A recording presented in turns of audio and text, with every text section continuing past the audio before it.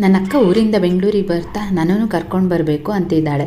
ನಮ್ಮನೇಲಿರೋ ಚಿಲ್ಲರ್ ಪಾರ್ಟಿಗಳೆಲ್ಲ ನನ್ನ ಮಗಳನ್ನು ಅವರೇ ರೆಡಿ ಮಾಡಬೇಕು ಅಂತ ಸರ್ಕಸ್ ಮಾಡ್ತಿದ್ದಾರೆ. ಅವರಿಗೆಲ್ಲ ಬಾಯ್ ಮಾಡಿಬಿಟ್ಟು ನಾವು ಊರಿಂದ ಹೊರಟು ಬೆಂಗಳೂರಿಗೆ ರೀಚ್ ಆದ್ವಿ. ನಾನು ಬೆಂಗಳೂರಲ್ಲಿ ಆರಾಮಾಗಿರಲಿ ಅಂತ ನನ್ನ ಅಕ್ಕ ತಂಗಿ ಸೇರಿ ಊಟಕ್ಕೆ ಸ್ಪೆಷಲ್ ಮಾಡ್ತಿದ್ದಾರೆ. ಹಾಗಂತ ನೀವು ಅಂದ್ಕೊಂಡ್ರಾ? ಚಾನ್ಸೇ ಇಲ್ಲ.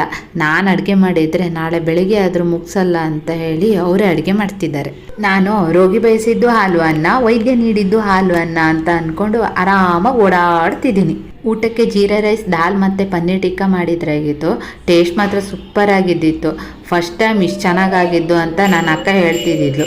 ನಾನು ಬಂದೆ ಅಡುಗೆ ಎಷ್ಟೊಂದು ಚೆನ್ನಾಗಾಗಿದೆ ಅಂದರೆ ಇನ್ನು ನಾನೇ ಅಡುಗೆ ಮಾಡಿದರೆ ಇನ್ನೆಷ್ಟು ಚೆನ್ನಾಗಾಗಿರ್ತಿತ್ತು ಅಂತ ಅವ್ರಿಗೆ ಹೇಳಿದೆ.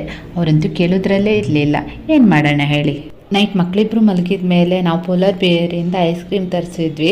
ಎಲ್ಲರಿಗೂ ಇಷ್ಟ ಆಗಿದ್ದು ಒಂದೇ ಫ್ಲೇವರ್ ಆಗಿತ್ತು. ಆ ಒಂದು ಫ್ಲೇವರ್ನ ನಂಗೆ ಬೇಕು ಅಂತ ಹೇಳ್ತಾ ಕೂತಿದ್ವಿ.